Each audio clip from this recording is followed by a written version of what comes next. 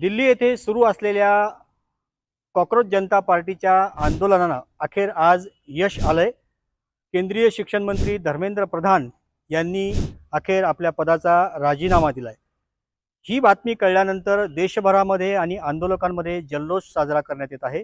एकूणच हे आंदोलन आणि या आंदोलनामध्ये उद्भवलेल्या ज्या काही इन्सिडेंट्स होते, जे काही घटना होत्या, या सगळ्या प्रकारावरती आता आंदोलनातला जी काही मागणी आहे ती मान्य झाल्यानंतर या आंदोलनाची पुढची दिशा काय असेल, अभिजित दिपके आणि त्यांचे समर्थक पुढे काय निर्णय घेतील, किंवा या आंदोलनाच्या अनुषंगाने देशभरामध्ये विविध पक्ष संघटना आणि सामाजिक कार्यकर्त्यांना काय त्यांची भूमिका आहे, त्यांना काय वाटतं, ते आपण आज जाणून घेऊया।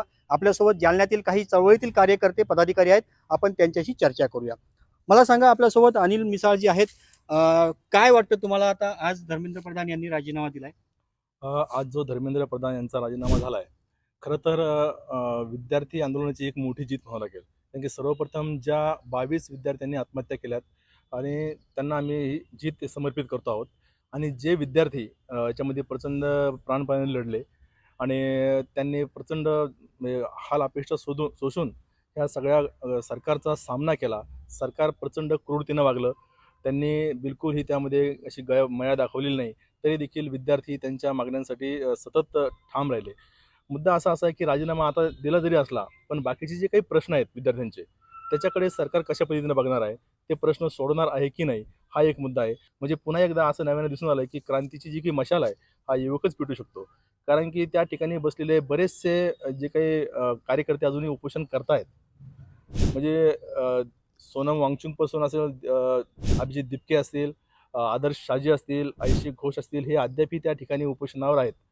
अजून त्या काही मागण्या आहेत, ज्या मागण्या अजून प्रलंबित आहेत, त्या पूर्ण करण्याच्या अनुषंगाने चर्चा होईल आणि नंतरच पुढे त्याच्या संदर्भातला काही निर्णय होईल. नक्कीच धर्मेंद्र प्रधान यांनी आंदोलकांच्या ठाम भूमिकेनंतर अखेर राजीनामा दिला, ही नक्कीच त्यांच्या यशाची पावती आहे, आंदोलनाचं यश आहे असं म्हणता येईल।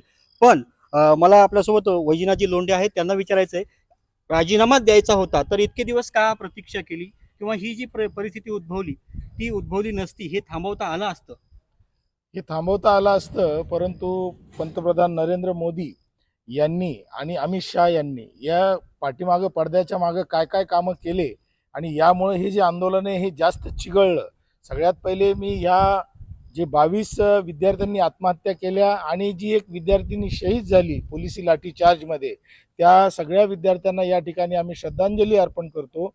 आणि एक या ठिकाणी असं सांगतो की दरवर्षी म्हणजे दरवेळेस असा हा जो प्रश्न निर्माण जो होतोय आणि याच्यासाठी दरवेळेस बलिदान, म्हणजे शेतकऱ्याचं आंदोलन झालं त्या ठिकाणी देखील बलिदान झाले.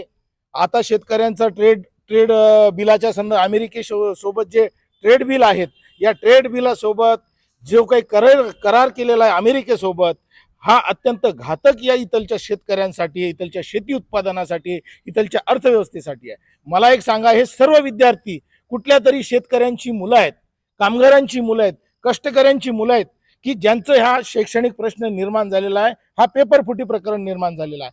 मला एक सांगा की या ठिकाणचा बेरोजगार, या ठिकाणचं शिक्षणाचं बाजारीकरण, या बाजारीकरणाचं हे सगळंच्या सगळं आउटपुट जे आहे NTA पेपर फुटणे, नीटचे पेपर फुटणे, आणि यामध्ये फार मोठी माल प्रॅक्टिस झालेली आहे आणि गेली अनेक वर्षापासून या माल प्रॅक्टिस होत आहेत. परंतु यामध्ये दरवेळेस बळी जो जातोय हा विद्यार्थ्यांचा जातोय, युवकांचा जातोय. आणि गेल्या अनेक वर्षाच्या चळवळीच्या, विद्यार्थी चळवळीच्या इतिहासावरून आणि अनुभवावरून मला असं लक्षात येत आहे की या क्षेत्रामध्ये, शिक्षण क्षेत्रामध्ये हे बाजारीकरण इथून तिथून घुसलेला आहे आणि त्याला तो पंक्चर करून टाकलेला आहे. आणि येणाऱ्या कालखंडामध्ये हे आंदोलन, हे विद्यार्थी युवकांचं आंदोलन, ही एक वेगळी दिशा या देशाला देईल, एवढं या ठिकाणी मी बोलतो.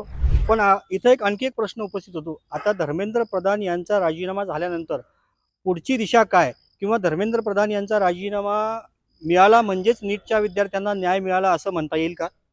मला वाटत नाही, कारण की हे जे प्रश्न आहेत, हे प्रश्न जोवर या देशाचा PM आणि त्याचा दृष्टिकोन, त्याचा व्ह्यू जोवर हे क्लिअर होत नाही आणि या गृहमंत्र्याचा व्ह्यू जोवर क्लिअर होत नाही, तोवर हे प्रश्न मला वाटत नाहीत की हे सुटलेले आहेत.